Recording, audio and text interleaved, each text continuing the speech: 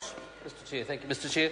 First of all, can I acknowledge the members of the Commerce Select Committee who have done a lot of very good work on this bill, and that can be evidenced by their commentary and their report, which is quite detailed and does virtually almost go through parts and the various clusters of clauses. And as the previous member just alluded to, a lot of good work has come out of that process.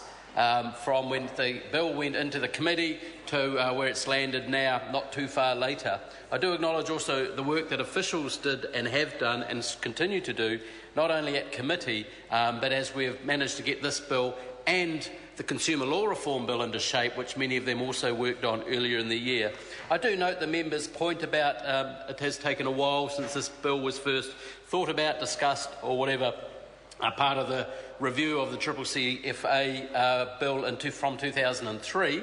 I do note when I got the portfolio of consumer affairs, I did make it a point to prioritise the two very important, deep, wide pieces of consumer legislation which still needed quite a bit of work to have ownership by the sector, to have relatively smooth passage through the House with draft consultations, and of course within this bill waiting for the Law Commission report on repossession. And as the committee notes, we now have licensed repossession agents must be licensed, and a lot of rules around them now dealing with a lot of the issues which in member Carol Beaumont's portfolio of letters there and examples. We all share those. Most of them are abhorrent. Some of them are appalling.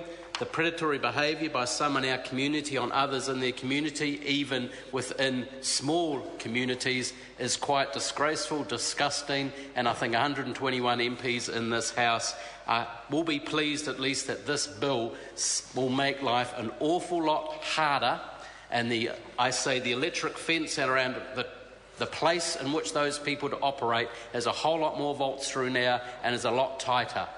One of the big changes, Mr Chairman, so a member asked about the SOPs, and yes, we put an SOP on the table yesterday or the day before. As I noted in the letter to members, I do acknowledge the time between that arriving and now has been quite short. They are by and large technical amendments, tidy-ups. It's one of the reasons why this is good legislation. A lot of fine-tooth combs have gone through this bill and will continue to do so to make sure it's correct and it is fit for purpose and remains flexible. One of the speakers earlier made concerns about is it able to be appropriate in this fast-changing environment, and she pointed out some of the issues that had arisen with the CCCFA in 2003. Absolutely. That's why this bill brings in lender responsibility principles, the code, and what we call the life cycle. The life of a consumer credit contract is the focus of this bill to deal with some of the exact issues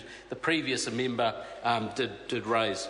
Mr Chair, I do note I believe most of the House, I think all of the House is supporting this bill. I think we'll differ only on one item which the previous member started to talk to. That's the one about interest rate caps, and I'm sure members will want to have their say, and I'll talk a bit more about that one a bit later on. But I do acknowledge good parliamentary public policy work by Parliament and by MPs trying to get to the gist of this issue here, whilst not damaging, by and large, the vast majority of consumer credit contracts which go every day without any issues whatsoever. Mr Chair, a couple of things. It's my SOP. There are a couple of other SOPs. Someone asked about the ComCom. Their concerns not much about the bill, but it's such a good bill, but is the Commerce Commission resourced and ready to help implement it and execute it on the ground and make sure that they're doing their jobs of the administrator of that particular bill when it lands? And I can assure that member, yes, I've asked exactly the same questions actually of ComCom, not only just for this bill but other legislation that's recently been passed. I think also those exact issues were raised when the Commerce Commission were at Select Committee recently. Very fair question, actually.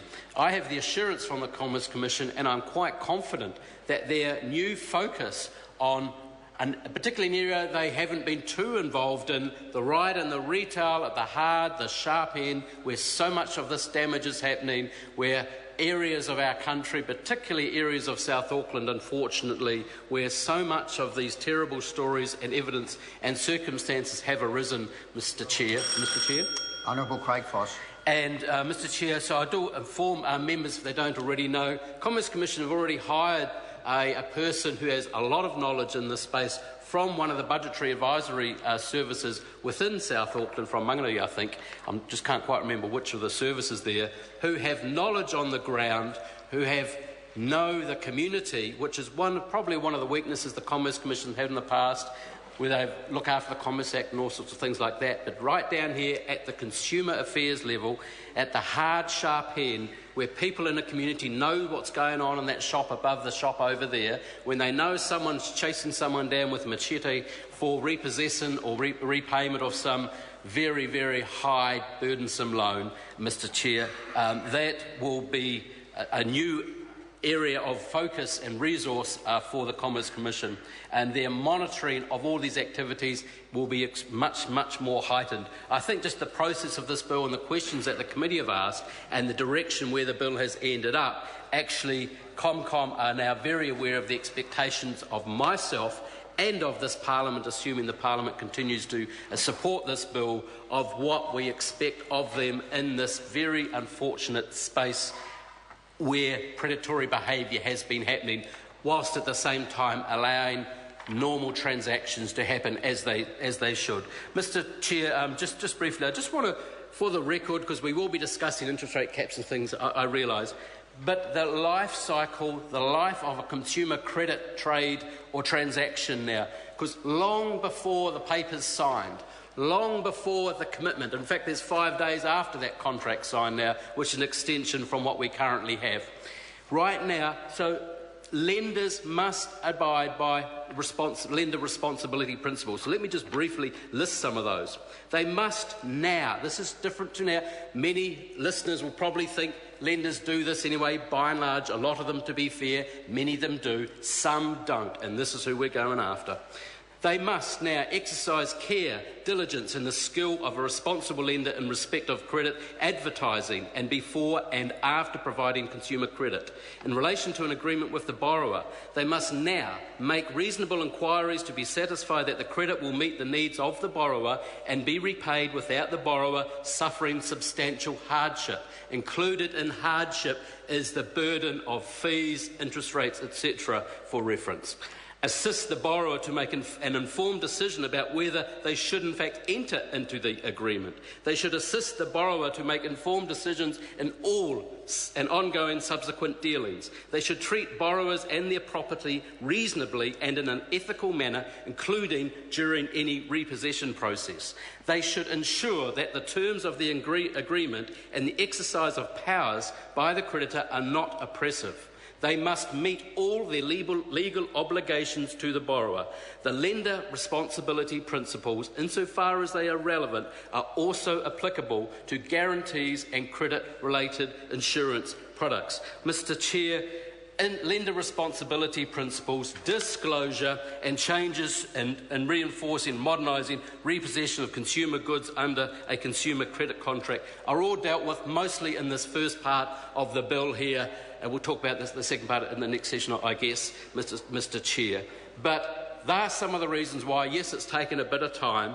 I thank the Parliament for joining pretty much together in our absolute focus on trying to alleviate and eliminate as much of this bad, dodgy, predatory behaviour, sadly by some in our community. It is not on, it's not the Kiwi way, and I, for one, am a very proud minister once this bill hits and is passed as third reading, for my role and my colleagues' role across the House to do something to try and address this terrible indictment on some of our in our community, Mr Chair. Thank you.